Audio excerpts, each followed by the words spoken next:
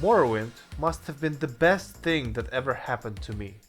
I'll say right away that Morrowind and I are perhaps in the most successful and long-lasting relationship in my entire life. I encountered the game immediately when it came out, way back in 2002. At the time, the most popular game among my peers was Gothic. But when Morrowind appeared on the scene, the German hype machine had to make room for its place on the pedestal. Morrowind seemed very mysterious, enigmatic, and vast, and that attracted our attention to it. I remember how my friends and I discussed the lore of the game and the reason why the sixth house was called the sixth, how it fell, what happened to it, what dogmas and rules it had, and so on. We also explored every inch of the map, finding all sorts of quests and factions. We spoke about our favorite tiny villages, how they were different, what it was interesting about them, and what you can find there. We spoke in phrases from the game, copying the mannerisms of our favorite characters, quoted passages from books, and discussed which of the three great houses was the best. Hlalo, by the way. We lived this game for years, because for us, Morrowind was life. All this was before the era of the internet, because in the place where I grew up, it appeared very late. And after Morrowind, when the internet was finally available, I jumped on the World of Warcraft train, which I did not regret for a minute. It was the game that taught me English, because my academic performance at school was terrible, so I had to look for other ways to learn and socialize. And only the fleeting moments of discussing Morrowind were a solace for me, creating an island of safety and joy in the knowledge that there were other people in the world who loved this game as much as I did. But let's get started. You step off the boat and breathe in. Volcanic ash and swamp. Is this Australia but more habitable? No, can't be. The old man hands me the papers with intricate character paths. But then, suddenly, he starts asking me questions about how I would go around resolving different situations, and then I'm given my role in the world. No hand holding, I am free to do what I want from this point. For many people, myself included, it was the first real open-world RPG game where freedom was given the crucial role. The total sandbox capability, which no one knew at the time. It had better controls than Gothic, was more immersive than Deus Ex, it wasn't the Dungeons & Dragons RPG, so mythology and lore were also fresh, and starting it up even 22 years later for this review feels like coming home for all these reasons. This is something very few games risk to venture. Freedom. Usually they're more rigid and set in path, but not Morrowind. Here we have complete liberty. But it doesn't come cheap, so that's why I will start my review with one big negative of the game. And we got to start with combat, right? Everybody loves Morrowind for its combat. No? Well... First of all, I need to say that this game utilizes dice roll combat. It's an application of old-school tabletop RPGs, especially if we consider determining the success of action by rolling a pair of dice. It's just like D&D, where you roll to determine if you hit an enemy, and when it works right, combat in Morrowind isn't half bad. When it works. But Morrowind is 22 years old, holy shit, and they didn't create the game with modernity in mind. You can swing your longsword 6 times and all 6 times would miss in the early game. It might get infuriating, but you need to understand that your skill and dice both account for hit chance. Add on top of that the ever depleted stamina and we're maximum into the miss zone.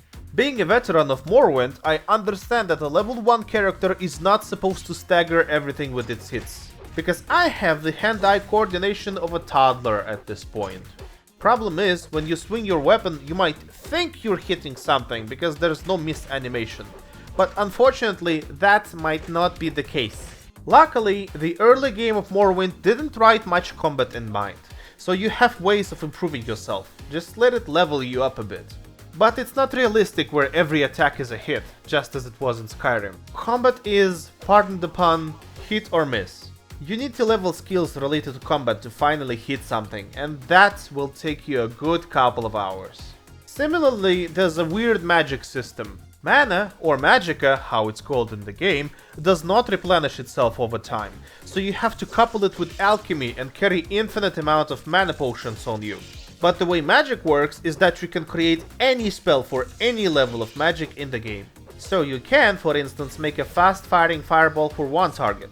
But how about a tactical nuke that can potentially annihilate the entire town? Everything is possible. But my favorite spell in the game is levitation. So rarely do games make it usable. It's like they want us to be vertically challenged. No offense meant. But that's how it is. But here, it is required to learn levitation if you want to become friends with mages that live in those large mushrooms. The game doesn't alienate you, it invites you with ideas and thoughts in mind of what can be explorable with levitation. So magic in this game gets a huge A+ from me. Of course, for the richer noirs out there, you can always pay your way to godhood through trainers. So off to community college with you. Indeed, skills in this game can be bought from trainers, which will easily streamline your gaming experience with Morrowind, if only you have deep enough pockets. The lack of hand-holding and the complexity of the systems allow you to do so many different things. Many of them will be based on your build, so be wary when you want to create a shadow archer that will probably miss all of his targets for the first 10 hours. This game requires commitment here, man. Let's talk world building. For instance, the first important NPC in this game is Kais Kosades, the resident FBI agent. So you get off the prison boat, get tasked to meet him, and then you realize that the glowy got high on his own supply, which I'm sure he peddles to Khajiits to destabilize the regime for an imperial takeover. Surely he's not a junkie because he feels like it, right? Right? Okay, that's one guy. Next is Jube, who was your ride-along in the prison barge. He got so popular with the Morrowind crowd that Todd Summer retroactively made him a saint for reading Morrowind of a certain menace we won't talk about in this video. Just a couple of phrases, a finely shaped torso, and that's all it takes to reach stardom of bi-curious Morrowind fanboys. Another guy that deserves a shout out is Divide Fear. Long story short, he's a 4,000 years old sorcerer who lives in his wizard tower along with 4 women that have his surname. He refers to them as daughters, while they call themselves his wives. But the striking revelation is that they are, in fact, his clones. Make of that what you will. And last, but certainly not the least, is our buddy Vivek, an androgynous godlike entity that enjoys a good laugh. Allow me to read the passage from a post that illustrates this guy like nothing else. Here I go.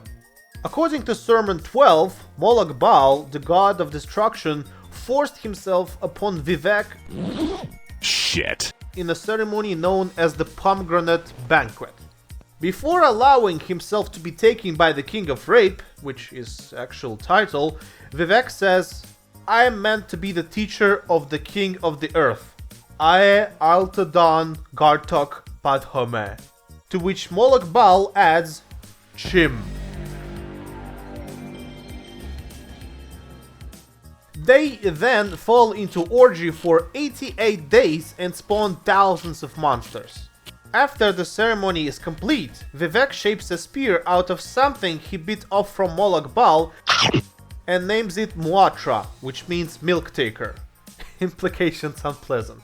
Using his newly crafted magical weapon, he forces Moloch Baal back into oblivion and slaughters all but 8 of his children who escape him.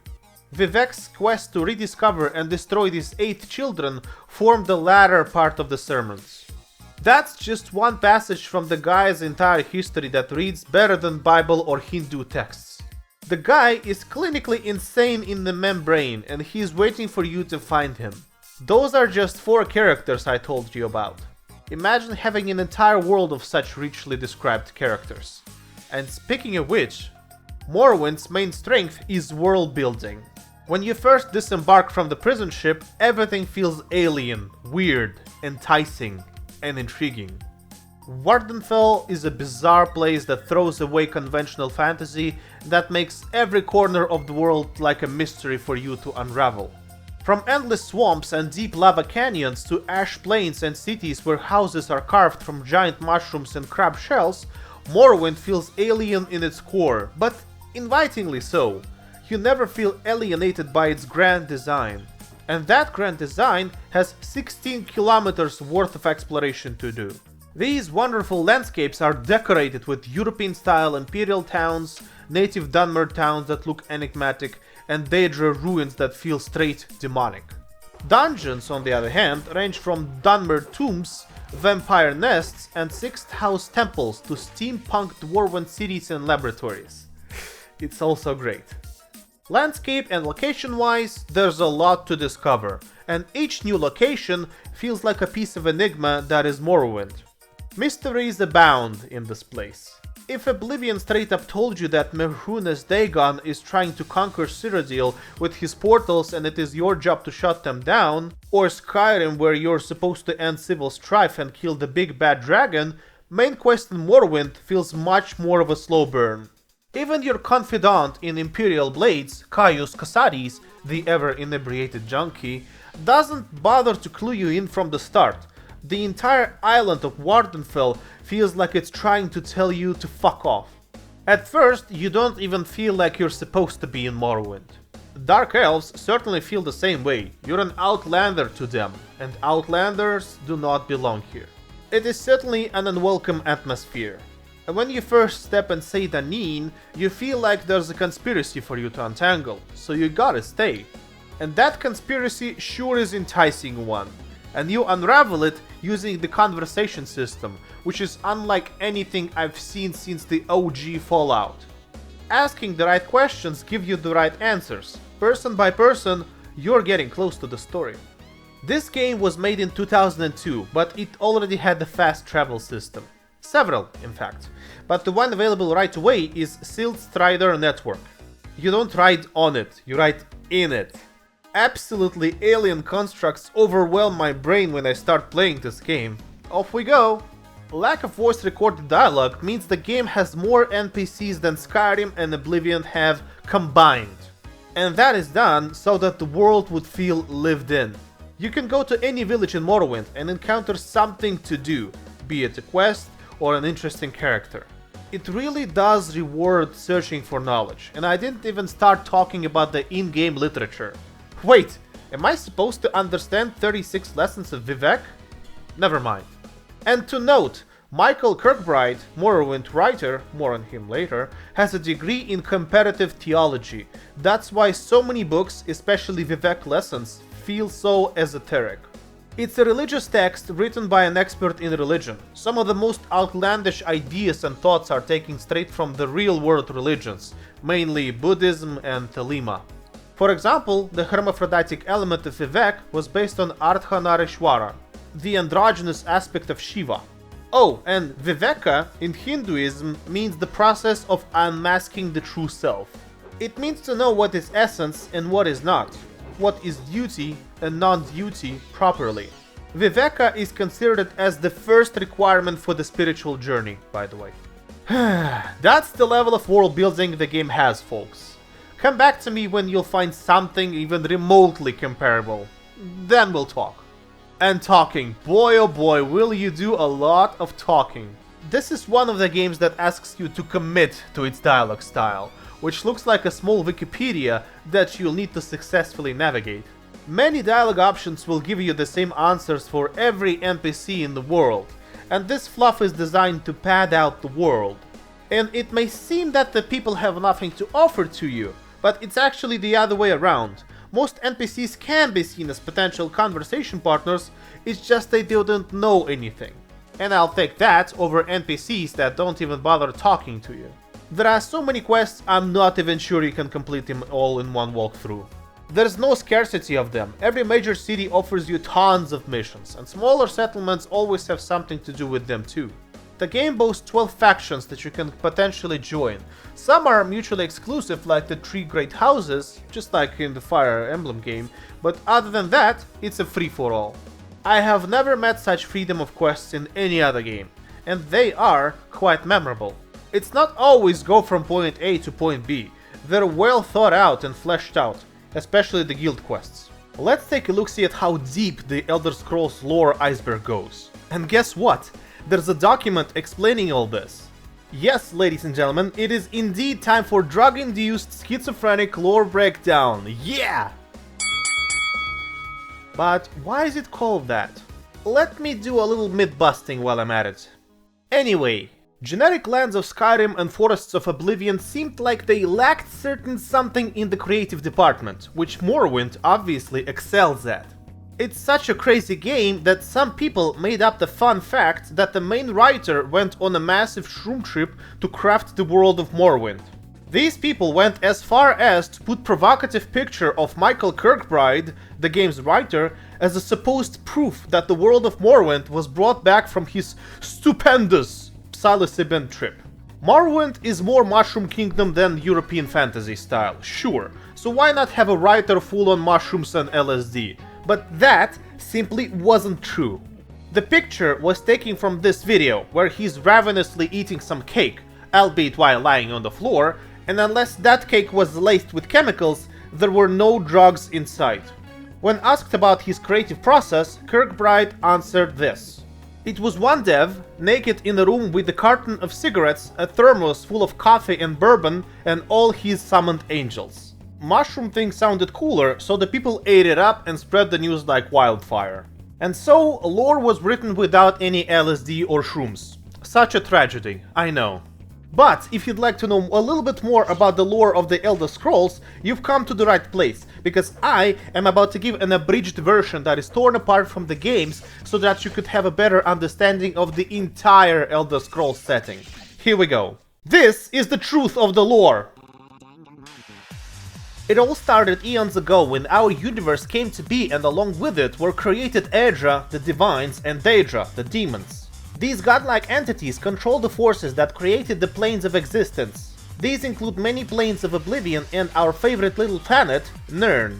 Nirn as a planet has two major continents and a few smaller subcontinents. The two major continents are Tamriel and Akavir. Akavir, also known as Dragonland, is a strange and mysterious continent that includes many races, one of which is dragons. But our story doesn't take place there, Your Honor. Tamriel is the home of many races and many different cultures and countries. The Empire of Cyrodiil officially divided Tamriel geographically to 9 provinces. They are Cyrodiil, Somerset Isle, Hammerfell, Morrowind, Skyrim, High Rock, Elsewhere, Blackmarsh, and Valenwood. Ho ho! Ho-ho! The OG 2 races were Elnothay and the Hist. The former were the ancestors of both man, elves, and some beast folk. During the Elnothay travels across Nirn, they evolved and became different races like the Needs of Atmora and Aelids. Meanwhile, the Hist, which are basically tree people, did not give birth to any race but the Argonians. So a long time ago, we had a group of Elnothay descendant human races and the Aldmer. And the Aldmer became many different kinds of mer, by that I mean elves. They include Altmer, Bosmer, Dwemer, Chimmer, Dunmer, Falmer, Orsimer, Maomer, Aelids, and so on. And now we have a bunch of elves living in Tamriel, a bunch of humans scattered for good measure, and the beast folk. Let's slip into bestiality. These are many different races that are spread all over Nirn. They include the Argonians, Lilmotif, Saeshi, Kapotun, and the Slowed. We don't know much about these folks. After a while, some races die out, some rise, the Chimmer change to Dunmer, and some Bosmer are transformed to Khajiit, but finally we get a situation under control, in which we have a few major Tamrielic races. Imperials, Nords, Khajiit, Bosmer, Altmer, Dunmer, Orsimer, Redguard, Argonian, and Breton. The Imperials eventually are led by a man named Tiber Septim, and yes, I'm skipping a few thousand years here. He leads an army that conquers all of Tamriel, well, except for Black Marsh, but that's a minor footnote. This creates what is known as the Empire. At the end of his little romp across Tamriel, he establishes a dynasty of Septim emperors and uses the power of Chim, which is super complicated stuff, to become 9th god called Telos. And that is the truth behind the Elder Scrolls case! Isn't that right, Todd Howard? So there you go. I was going at Mach 5 speed, so I could be wrong about some parts of history, but in a nutshell, that's it. At times, lore is even more retarded than in Kingdom Hearts, but that's why we love it so much. There's a lot more lore than in Dark Souls, Witcher, and Mass Effect combined. The number of scripts written for this game can be counted to thousands.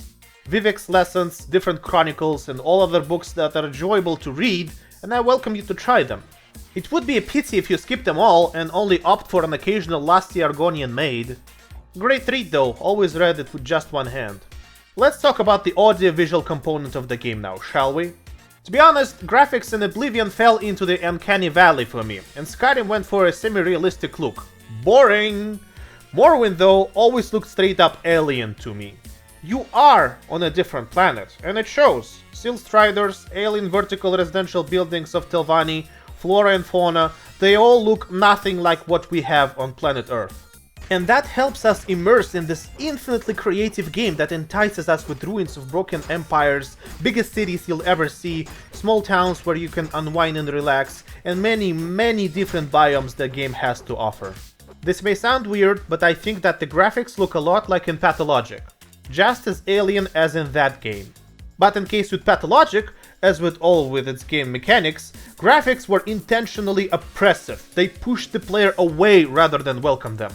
It resisted, discouraged, antagonized players, and the same philosophy can be attributed to Cruelty Squad, where, again, the graphics were meant to alienate us. But not here.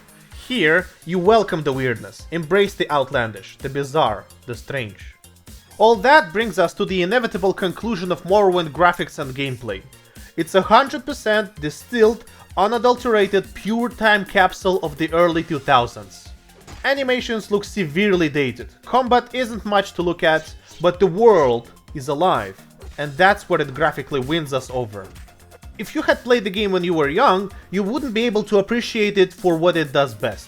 But if you come now, after playing Oblivion or Skyrim, you'll see what I mean. The environments, the story, the characters, the vast open world, the depth of said world... You can pour thousands of hours into playing it and still encounter things that would amaze you, story-wise and graphically. What's great about Morrowind graphics is that you can mod them to look ultra-modern. A lot of skilled modders present us with their graphical improvements of the game, be it better weather, better water, better soil, better textures, better models, or complete overhauls of the game. It's a mod bonanza that is incredibly easy to install. Morrowind is really mod friendly, you just go to Nexus and that's it. Other titles can only look the same, but not Morrowind. Morrowind can look like thousands of games. But graphics are nothing without a good score and sound design, am I right? And this is where Morrowind hits a bullseye, gets an A+, strikes gold, because the sound department is one of the best I've seen in my entire life. That's what makes exploration so good. You feel the Wardenfell Island because it is alive. The soundscape is very well fleshed out, and you will never forget how it sounds. The water, the thunderstorm, the Sill Striders, all of that will be cut in your brain. Not going to overlook the majestic score by Jeremy Soule. And yeah, in number of tracks, it's less than what you get in Oblivion or Skyrim. Pound for pound though, it out-fucking-classes all other Elder Scrolls titles easily. It is sublime. I still get chills every time I boot up the game and hear the drums. The downside of Morrowind's soundtrack is that it doesn't have distinct dungeon or town themes, but its themes of exploration are some of the best ones in the history of video games. I have to say that everyone likes Morrowind for the same root values, but for different reasons. It's one of those games that breeds stories about your exploits, and people love sharing that stuff with each other. And that's why they love super free RPGs, because they let you do all this different shit and you just get to have all these different ways you arrive at the same conclusion. For example, there's an annoying fight you can get around by crafting a potion of super intelligence and blasting your opponent with super magical nuclear bomb spell. It's that simple. And the funniest thing is that breaking the game is perfectly immersion friendly, considering the fact that you can follow the 6 walking ways. There is also maximum entertainment value in Morrowind that comes from doing silly or insane that happens to you, and I guarantee everyone has at least one vivid story of something insane happening to them, because it's that kind of game. I mean, sure, people love breakdowns of game mechanics, story and such, but what they love the most is anecdotal evidence, and Morrowind is one of those games that delivers in that department. People who never played it are enthralled by tales of fuckery that are possible in this game, because now gaming is more streamlined, more modern, safe. It doesn't let you play with it like Morrowind does. It is not Dwarf Fortress levels of insane stories, but it's up there. It's up there. And on paper, Morrowind may suck sometimes, which it genuinely does at times, but the amount of things you can do is surreal. And the amount of stories people have is astonishing. And that is why everyone's been praising Morrowind ever since it came out. There's a narrative technique called show, don't tell. It allows people to experience the story through actions, feelings, and senses rather than through the author's exposition, info dumps, summarization, and descriptions. But, bear with me here, you can only get so far showing such games, because I admit it, Morrowind looks old and clunky. It's full of jank. Just like Dwarf Fortress looks like a garbled Excel spreadsheet. But being able to tell people some of the stories and lore, this is where the game really shines. Because there's a lot more than the surface lets on. And therefore, I must say that Morrowind is the exception that proves the rule. I mean, showing Morrowind, especially unmodded, can only get you so far. Wow, check out these mad Nintendo 64 graphics. Or, you can miss when you hit sometimes and you'll never know. Amazing. Or, did some motherfuckers say cliff racers? But instead, telling someone, yeah, I made an intelligence potion that made me 1,000,000 times smarter and scaled up my weapon damage so much that when I one-shot the boss, the game crashed, is whole another level of whimsy that people love to share. That is why this game is so beloved. I'm not gonna be the first one to say that Morrowind is an unoptimized, sometimes buggy and early 3D graphics game. Todd Howard said in an interview that they tried to bite more than they can chew because they were desperate that their company is going to go under. And that is why some of the pieces of the game are broken and can be exploited to your favor. In this game, with the right set of spells, armor and glitches, the world is your oyster. You're a literal god to rival Vivek, Almalexia and Sota Seal combined. You can make spells that will engulf the entire town in flames. You can fly from one end of the continent to another without breaking a sweat. In Morrowind, anything is possible. And sure, some may say that the setting in Morrowind was infinitely more interesting than in Oblivion and Skyrim, because holy shit, weird bugs, mushrooms everywhere, dark elves hate you with the passion of 1,000,000 suns, tower wizards, slavery and all that. But I think these people are missing the entire point by claiming these things as their favorites. I mean, to each their own, I guess, but Morrowind owes a lot of its unique setting to the intricately woven political society that Bethesda designed. The three houses fighting for power, the orthodox stability of the temple, the imperial frontier that endangers the Dunmer ways. The complexity of the setting trickles down into the immersion of the game. Despite laughably bad animations, weak sauce combat system and other flaws you see other people pointing out, you are thoroughly immersed. This is one of the reasons people come back to this clunky and completely obsolete game. It's their favorite for this very reason. Oh, and a mod community. Millions of people contribute to it daily still. Heard of Nexus mods? Well, guess what? It was made specifically for Morrowind. It's that influential. It's one of the most moddable pieces of data in the entire world. Millions of dedicated fans share their works with the whole world, and you're free to peruse them and use them for your gaming pleasure. It was made for this one little game. Fun fact, Bethesda was on the verge of bankruptcy when Morrowind saved their skin, and it shows. They decided to go with a bang. That's why it's so different from Oblivion, which feels safe, toothless, sterile. Ken Rolston, the lead designer behind this game, said it is a miracle that Morrowind works at all. But it does. And it will work for everyone brave enough to foray into the volcanic desert of Wardenfell. Give it a try and share your experiences, because there's nothing better than a good Morrowind story. It will imprint itself into your memory, it will stay with you, and let you do whatever the hell you want. And that's something that can be said only about one game and one game only. If you had all the time in the world and an endless supply of newer games, Morrowind will still be irreplaceable. Forever and ever. And it will be the best thing that ever happened to you. Thanks for watching.